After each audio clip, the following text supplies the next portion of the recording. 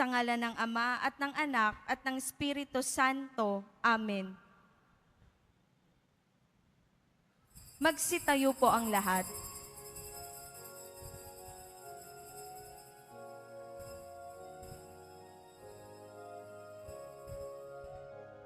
Ipahayag ang balita na ang Diyos dito'y darating. Maghanda sa Kanyang banal na pagsilang, tayo sa mundo'y magdiwang. Siya ay may taglay na karunungan, at siya ay makatarungan. Sa tao siya ang kailangan, na sa Kanya'y kaliwanagan. Ipahayag ang balita na ang Diyos dito'y darating. Maghanda sa Kanyang banal na pagsilang, tayo sa mundo'y magdiwang.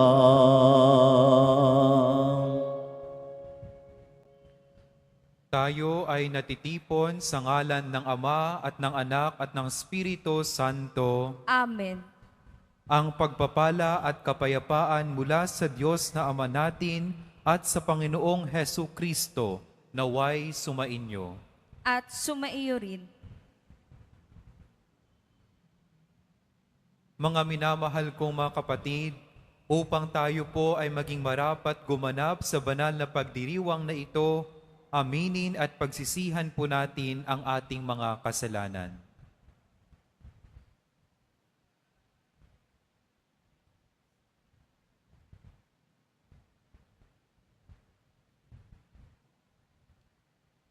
Inaamin ko sa makapangyarihang Diyos At sa inyo, mga kapatid, na lubha akong nagkasala sa isip, sa salita, sa gawa, at sa aking pagkukulang. Kaya isinasamo ko sa mahal na Birheng Maria, sa lahat ng mga anghel at mga banal, at sa inyo, mga kapatid, na ako'y ipanalangin sa Panginoong ating Diyos. Kaawaan tayo ng makapangyarihang Diyos, patawarin tayo sa ating mga kasalanan, at patnubayan tayo sa buhay na walang hanggan. Amen. Panginoon, kaawaan mo kami. Panginoon, kaawaan mo kami. Kristo, kaawaan mo kami. Kristo, kaawaan mo kami. Panginoon, kaawaan mo kami. Panginoon, kaawaan mo kami. Manalangin tayo. Ama naming makapangyarihan at mawain, sa aming pagsalubong sa iyong anak, huwag mong ipahintulot na maging hadlang ang aming mga pinagkakaabalahan.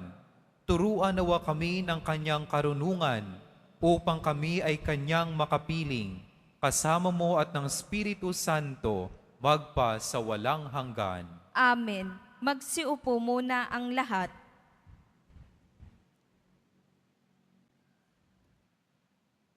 Pagbasa mula sa aklat ni Propeta Isaías. Sa araw na iyon, sa lahi ni Hese ay lilitaw ang isang hari, tulad ng supling mula sa isang tuod. Mananahan sa kanya ang Espiritu ng Panginoon. Bibigyan siya ng katalinuhan at pagkaunawa, ng kaalaman at kapangyarihan, ng karunungan at takot sa Panginoon. Kagalakan niya ang tumalima sa Panginoon. Hindi siya hahatol ayon sa nakikita o batay sa narinig sa iba. Bibigyan niya ng katarungan ang mga dukha. Ipagtatanggol ang karapatan ng mga kawawa. Ang salita niya ay parang tungkod na ipapalo sa malulupit. Ang hatol niya ay kamatayan sa masasama. Katarungan at katapatan ang paiirali niya sa kanyang pamamahala. Maninirahan ang asong gubat sa piling ng kordero. Matutulog ang leopardo sa tabi ng batang kambing. Magsasama ang guya at ang batang leon, at ang mag-aalaga sa kanila'y batang paslit. Ang baka at ang oso'y magkasamang manginginain. Ang mga anak nila'y magkakatabing matutulog. Kakain ng damo ang leon na animoy toro. Maglalaro ang batang pasususuhin sa tabi ng lungga ng ahas. Hindi maaano ang bata kahit laruin ang ulupong. Walang mananakit o mamiminsala sa nasasaklaw ng banal na bundok, sapagkat kung paanong puno ng tubig ang karagatan, laganap sa buong lupain ang pagkilala sa Panginoon. Sa araw na iyon, isisilang ang hari mula sa lahi ni Hese, ang magiging palatandaan para sa mga bansa. Ang mga bayay tutungo sa banal na lungsod upang parangalan siya, at magiging maningning ang kanyang luklukan. Ang salita ng Diyos. Salamat sa Diyos. Mabubuhay siyang marangal at sasagana kailanman. Mabubuhay siyang marangal at sasagana kailanman. Turuan mo yaong haring humatol ng katuwiran. Sa taglay mong katarungan, O Diyos, siya'y bahaginan, upang siya'y maging tapat, mamahala sa iyong bayan, at pati sa mahihirap, maging tapat siyang tunay. Mabubuhay siyang marangal at sasagana kailanman. Yaong buhay na matwid sa kanyang kapanahunan, madama ng bansa niya at umunlad habang buhay. Yaong kanyang kaharian ay palawak ng palawak, mula sa ilog Euphrates sa daigdig ay kakalat. Mabubuhay siyang marangal at sasagana kailanman. Kanya namang ililigtas ang sinumang tumatawag, lalo yaong nalimot ng mga taong mahihirap. Sa ganitong mga tao, siya'y lubhang nahahabag. Sa kanila tumutulong upang sila ay maligtas. Mabubuhay siyang marangal at sasagana kailanman. Nawa yaong kanyang ngalan ay wag nang malimutan, manatiling laging bantog na katulad nitong araw. Nawa siya ay purihin ng lahat ng mga bansa. At sa Diyos silang lahat dulmalangin, hari nawa pagpalain kaming lahat, tulad niyang pinagpala. Mabubuhay siyang marangal at sasagana kailanman.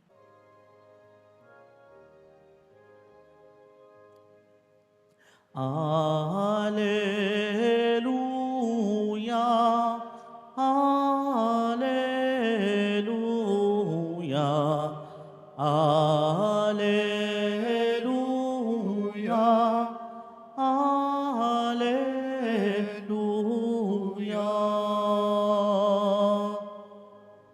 Daan ng poong nariyan na, tuwinit ihanda sa Kanya, pagtubos niya'y makikita. Alleluia, Alleluia, Alleluia, Alleluia.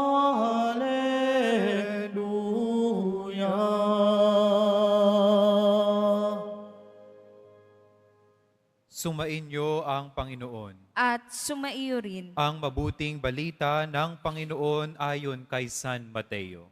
Papuri sa iyo, Panginoon.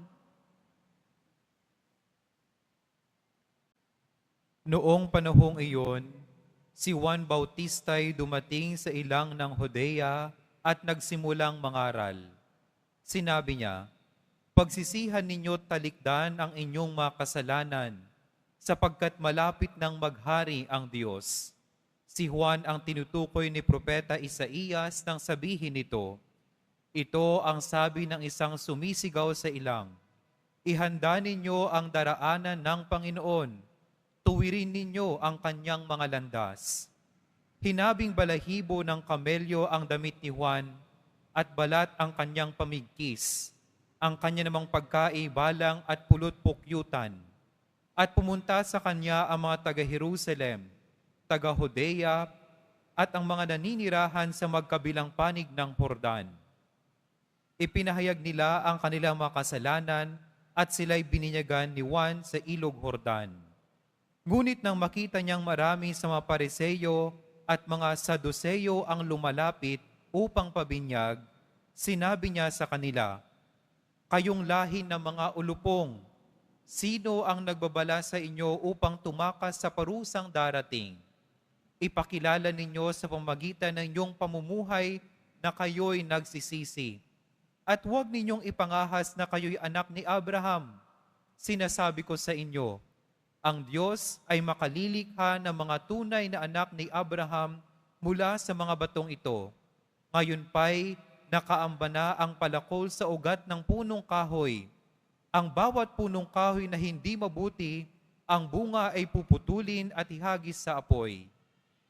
Binibinyagan ko kayo sa tubig bilang tanda ng pagsisi ninyo at pagtalikod sa inyong mga kasalanan. Ngunit ang dumarating na kasunod ko, ang magbibinyag sa inyo ng Espiritu Santo at sa apoy. Siya'y makapangyarihan kaysa akin. Hindi ako karapat-dapat kahit tagadala ng kanyang panyapak. Hawak niya ang kanyang kalaykay upang alisin ang dayami. Titipunin niya sa kamalig ang trigo, ngunit ang ipay susunugin sa apoy na di mamamatay kailanman."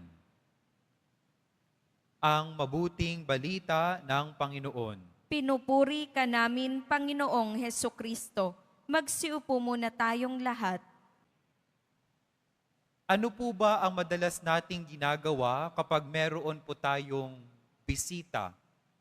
Ano po ang mga paghahandang ginagawa po natin kapag darating ang ating mga kaibigan at kapamilya? Naalala ko po nung bata ako, kapag meron po kaming mga bisita, lalo na kapag galing po sa malayong lugar, ang palaging utos ng aking nanay ay buksan ang cabinet at ilabas ang mga plato, baso, tinidor at kutsara upang hugasan. At yun po ang gagamitin ng mga bisita. No? Minsan sabi ko nga po sa aking nanay, buti pa sila, nagagamit yung mga bagong plato, bagong tinidor at kutsara, pero kami, nakailang taon na, yun pa rin yung gamit naming plato at baso.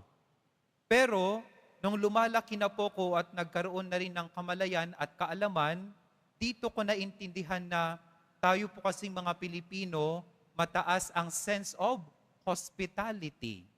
Nais po nating ibigay yung the best.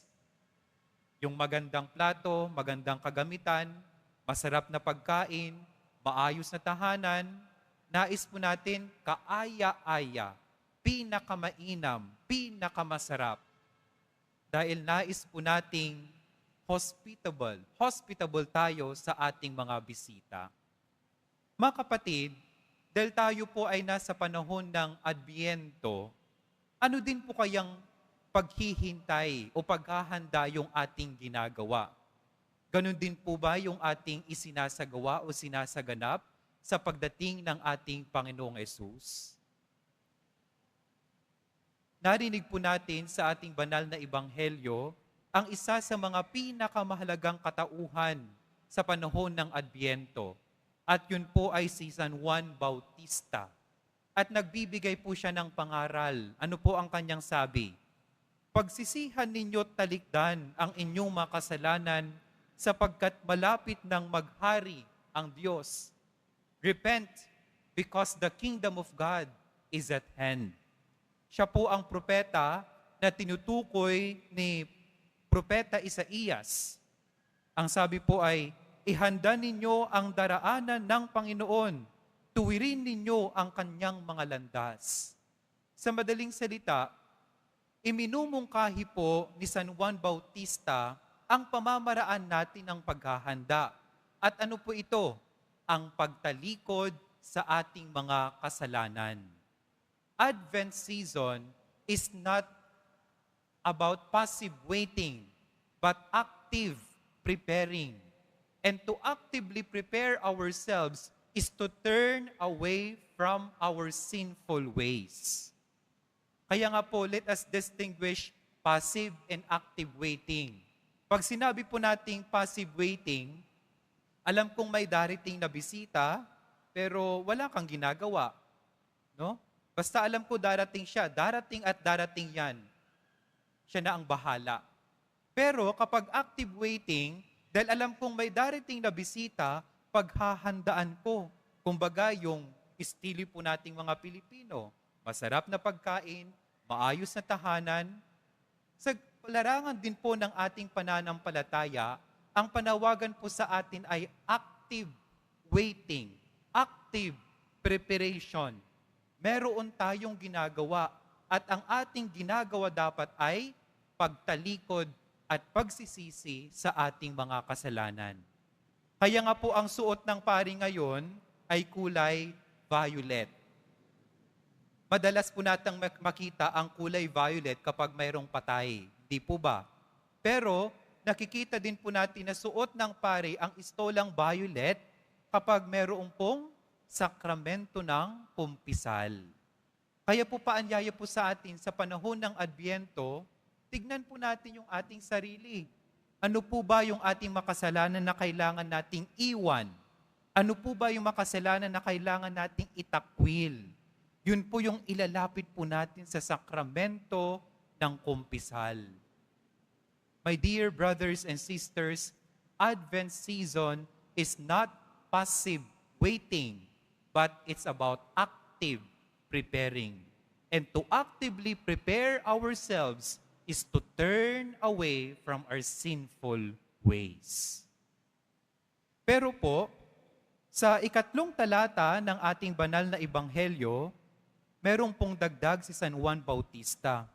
Ang sabi po niya ay, ipakilala ninyo sa pamamagitan ng inyong pamumuhay na kayo'y nagsisisi. Alam niyo po, mas magandang pakinggan sa wikang Ingles. Produce good fruits as evidence of your repentance. Ibig sabihin, yung ating paghihintay, hindi lamang po pagtalikod sa ating mga kasalanan, pero dapat nakikita po sa ating gawa at pamumuhay.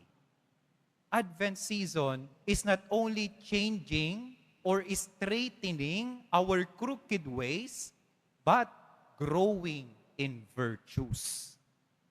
Dapat nakikita sa ating gawa at pamumuhay. Kasi maari po nating, Father, nagsorry na po ako, nangumpisal na po ako, pero hindi ka naman umuusad. Hindi naman lumalalim ang kabanalan sa iyo. Kumbaga kung ngayon, 5/10, pagkatapos mo ng umpisal, 5/10 pa rin. Sana pagkatapos ito, umuusad po tayo, no? Lumalalim yung ating paglalakbay sa kabanalan. Mas nagiging mapagmahal, mas nagiging mapagpatawad, at mas nagiging matulungin tayo sa ating kapwa-tao. Produce good fruits as evidence of your repentance. Kahapon po, inimbitan po kong magdaos ng banal na misa sa isang bangko po dito sa Makati. At nakakatuwa po yung kanilang choir, no? Pagkatapos po ng aming banal na misa, shinare po sa akin na nangangaruling po sila. At ang pinagkakarulingan po nila ay sila-sila din po, no? Sa kumpanya na iyon. At yung kanilang malilikom ay hindi po para sa kanila. Madalas, kapag merong pong mga ngaruling, Father, para po sa pondo namin, para sa ministry po namin, para merong pong magamit sa aming organization, pero sa kanila, yung nalilikom nilang pera ay para po sa mga batang naghihikahos. So bumibo sila ng pagkain, bumibili po sila ng mga lapis, ballpen, mga libro na gagamitin po ng mga batang ito.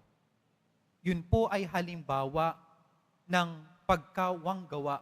Lumalalim yung kanilang kabanalan at umuusad sila sa kanilang kabutihan. Mga kapatid, ipagpatuloy po natin ang banal na misa na ito at hingin sa Diyos na sana'y tunay po nating mapaghandaan ang pagdating ni Jesus.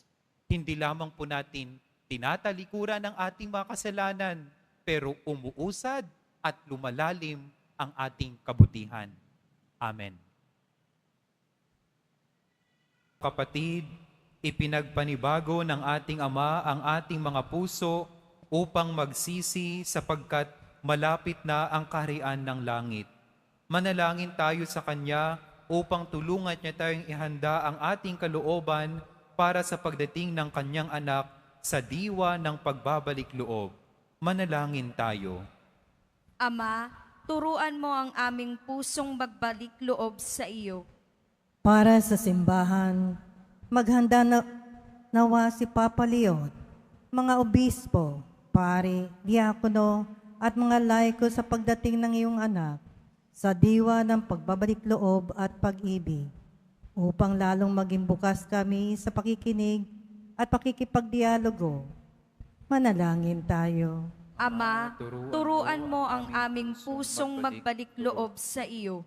Para sa lahat ng lingkod bayan, bigyan mo sila ng pusong bukas sa pagbabalik loob.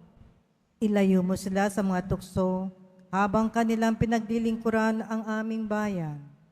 Manalangin tayo. Ama, turuan mo ang aming pusong magbalik loob sa iyo. Para sa aming natitipon ngayon, bigyan mo kami ng kababaang loob upang kami makapagsisi ng buong buo. Ngayong panahon ng paghahanda sa pagdating ng iyong anak, manalangin tayo. Ama, turuan mo ang aming pusong magbalik loob sa iyo. Para sa mga mahal naming namayapa, matamasan nawa nila ang iyong walang hanggang awang habang kanilang hinihintay ang muling pagdating ng aming Panginoon. Manalangin tayo. Ama, turuan mo ang aming pusong magbalik loob sa iyo. Sa ilang sandali ng katahimikan, itaas natin sa Diyos ang ating mga pansariling kahilingan. Gayon din ang mga taong lubos na nangangailangan ng ating panalangin.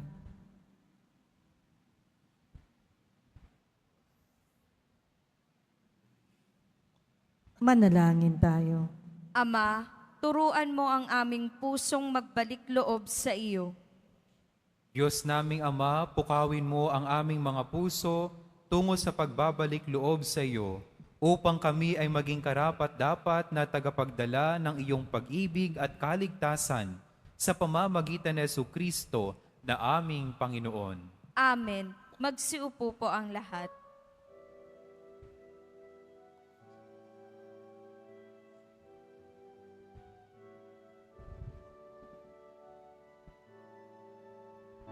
Ang ulilang lupain malaon ng tigang ay muling magsasaya. Mananariw at mamumulaklak ang ilaw at ito'y aawit sa tuwa. Panginoon, aming handog ang tinapay at alak-alay ng bayang umaasa sa pagdating mo. Gayon din aming hinahanda ang aming puso upang dito'y manahan ka sa pagdating mo. Magsitayo na po ang lahat. Manalangin kayo mga kapatid upang paghahain natin ay kalugdan ng Diyos Amang makapangyarihan. Tanggapin nawa ng Panginoon itong paghahain sa iyong mga kamay, sa kapurihan niya at karangalan, sa ating kapakinabangan at sa buong sambayanan niyang banal. Ama naming lumikha, kalugdan mo ang aming mga panalangin at alay. Sa anumang kakulangan ng aming abang nakayanan, naway ang pag-ibig mo ang magbigay kapupunan sa pamamagitan ng Jesucristo kasama ng Espiritu Santo magpa sa walang hanggan. Amen. Sumainyo ang Panginoon. At sumaiyo rin, Itaas sa Diyos ang iyong puso at diwa. itinaas na namin sa Panginoon. Pasalamatan natin ang Panginoong ating Diyos. Marapat na siya ay pasalamatan. Ama naming makapangyarihan, tunay ngang marapat na ikaw ay aming pasalamatan sa pamamagitan ng Jesucristo na aming Panginoon. Siya'y isinugo mo upang matupad ang iyong magandang balak para sa lahat. Hindi niya ikinahiyang mamuhay ng mahirap upang mapakisamahan niya kaming matapat. Siya'y naging hindi na iba sa amin upang maitampok niya kami sa iyong piling. Sa kanyang lantarang muling pagdating, ang pakikisama niya'y puspusang magniningning at ang pangako niyang kapanapanabik ay inaasahan naming lubos na makakamit. Kaya kaisa ng anghel na nagsisiawit ng papuri sa iyo nang walang humpay sa kalangitan, kami ay nagbubunyi sa iyong kadakilaan.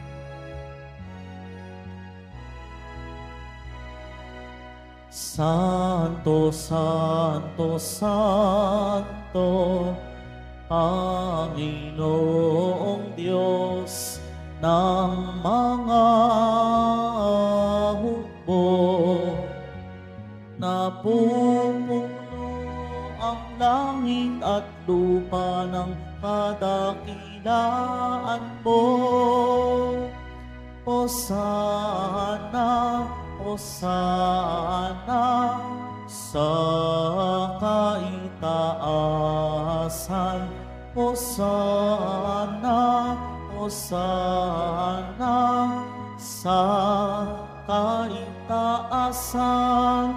Inang na paririto sa ngalan ng Panginoon. Hosana, Hosana sa itaasan. Hosana, Hosana sa kaitaasan.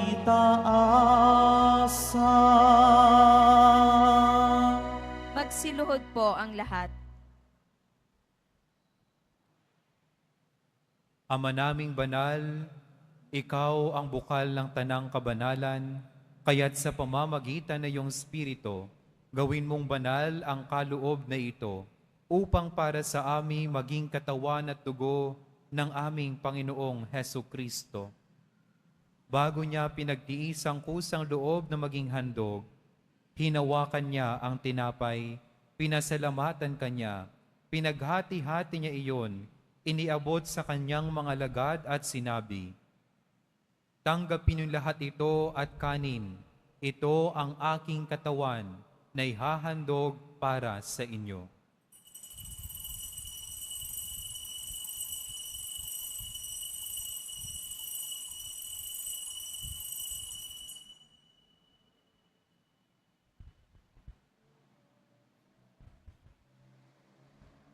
Gayon din naman nung matapos ang hapunan, hinawakan niya ang kalis. Muli kanyang pinasalamatan, iniabot niya ang kalis sa kanyang mga alagad at sinabi, "Tanggapin niyo lahat ito at inumin. Ito ang kalis ng aking dugo, ng bago't walang hanggang tipan. Ang aking dugo na ibubuhos para sa inyo at para sa lahat sa ikapagpapatawad ng mga kasalanan. Gawin ninyo ito sa pag-alaala sa akin."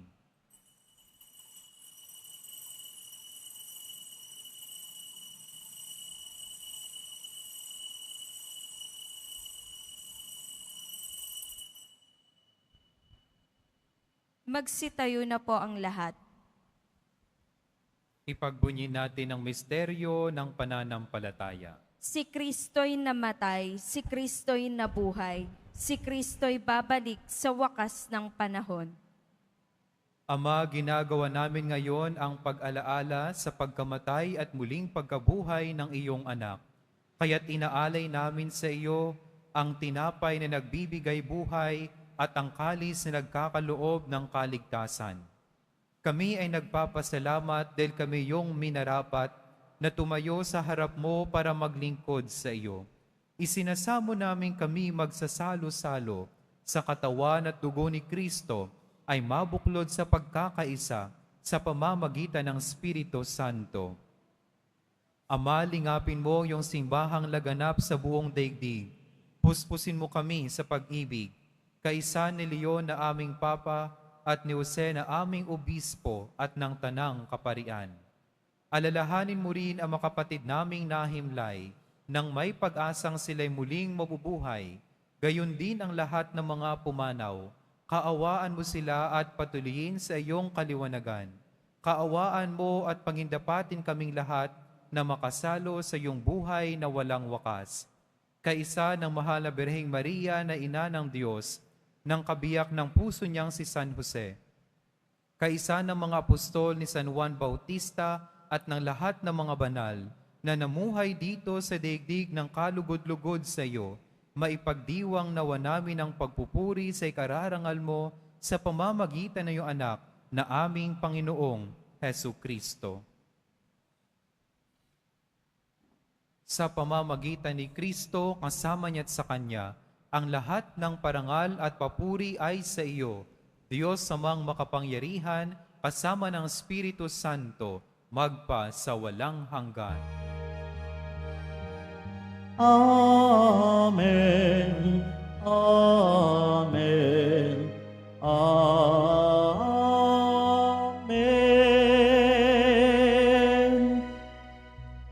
Sa tagubilin na manakagagaling na utos at turo ni Jesus na Panginoon natin at Diyos, ipahayag natin ng lakas loob.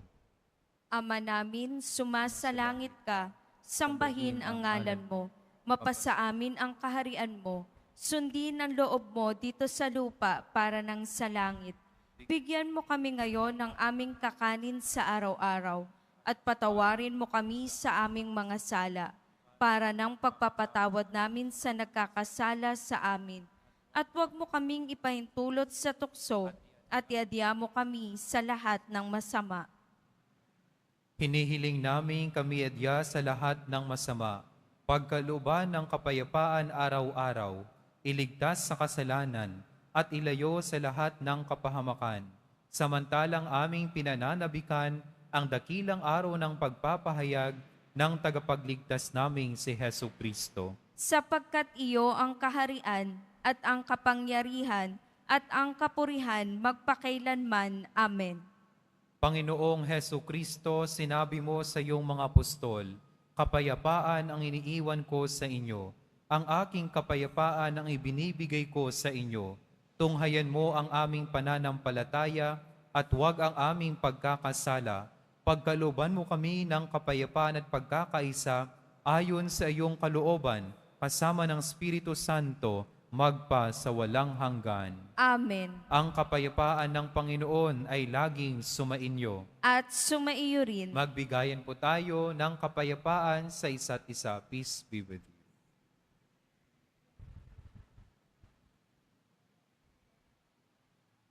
Kordero ng Diyos na nag-aalis ng mga kasalanan ng sanlibutan, maawa ka sa amin.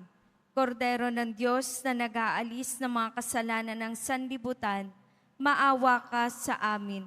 Kordero ng Diyos na nag-aalis ng mga kasalanan ng sanlibutan, ipagkaloob mo sa amin ang kapayapaan. Magsiluhod po ang lahat.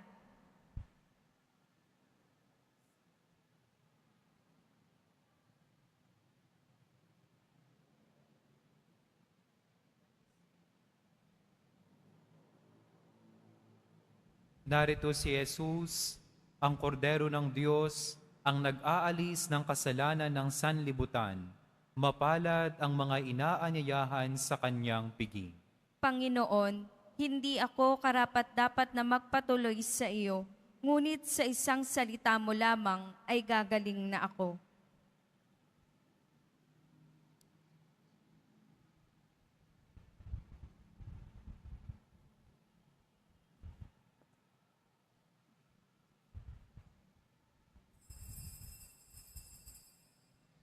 Para sa lahat ng tatanggap ng banal na komunyon, sasagot po tayo ng amen pagkasabi ng pari o ng lay minister ng katawan ni Kristo at isubo agad sa bibig bago umalis sa harapan ng pari o lay minister. Sumunod po tayo.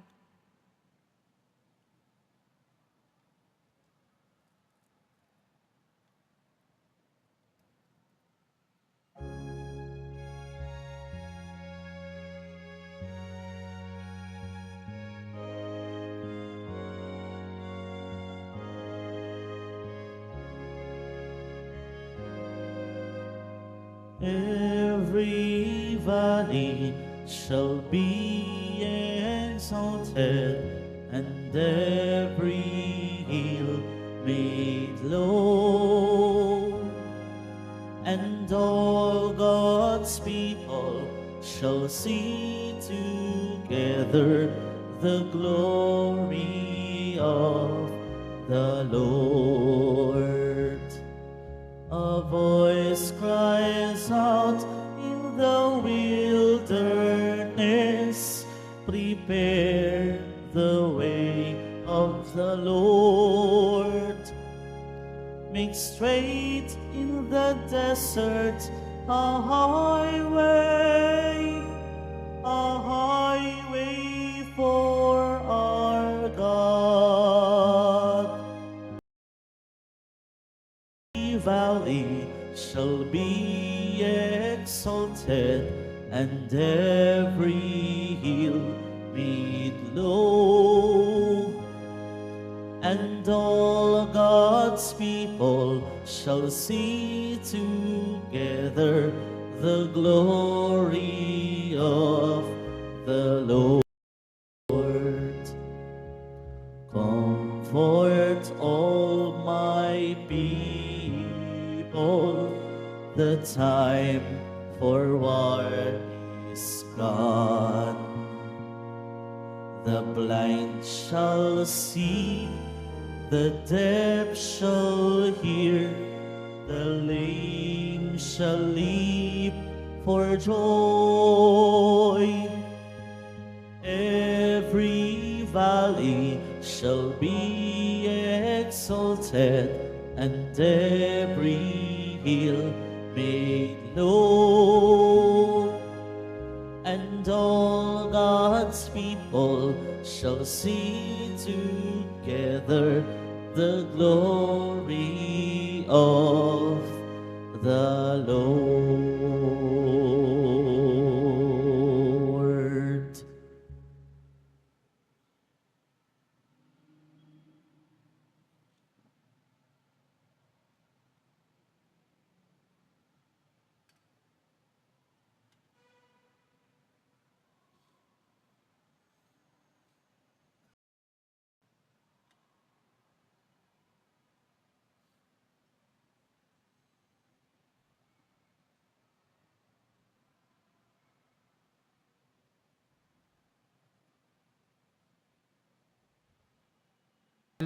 Kaming pinapakinabang mo sa iyong banal na salo-salo, ay turuan mong kumilala sa layunin ng iyong mga nilikhang bagay na dapat naming gamitin upang kami ay sumapit sa iyong piling sa pamamagitan ng Jesucristo kasama ng Espiritu Santo magpa sa walang hanggan. Amen. Sumainyo ang Panginoon. At sumaiyo rin. Yumuko kayo at hingin ang pagbabasbas. Ang makapangyarihang Diyos Ama ng bugtong na anak ay siya nawang magpabanal sa inyo, pakundangan sa liwanag ng kanyang pagdating, at siya rin nawang pumuspos sa inyo sa pagpapala ngayon at magpa sa walang hanggan. Amen. Patatagin nawa niya kayo sa pananampalataya, paligayahin sa pag-asa, at pakilusin sa pag-ibig na puspos ng sigla, ngayon at magpa sa walang hanggan. Amen. Kayong nagagalak sa pagdating ng nagkatawang taong manunubos, ay puspusin nawa niya ng gantimpalang buhay na di matatapos, kapag siya'y dumating ng may kadakilaang lubos, magpa sa walang hanggan. Amen. At pagpalain kayo ng makapangyarihang Diyos, Ama, Anak, at Espiritu Santo. Amen. Tapos na ang banal na misa, pumayo kong taglay ang kapayapaan ng Poong Jesus Nazareno. Salamat sa Diyos.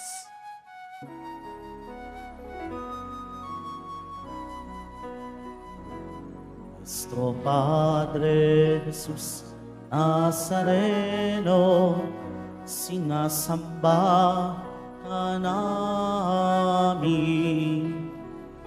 Pinipintuho ka namin. Aral mo ang aming buhay at kaligtasan.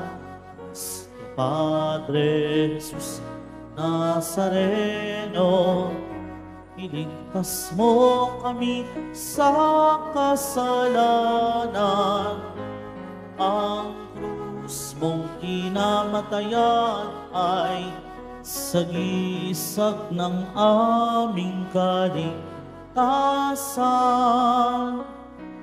Nuestro Padre Jesus Nazareno, dinarangal ka namin.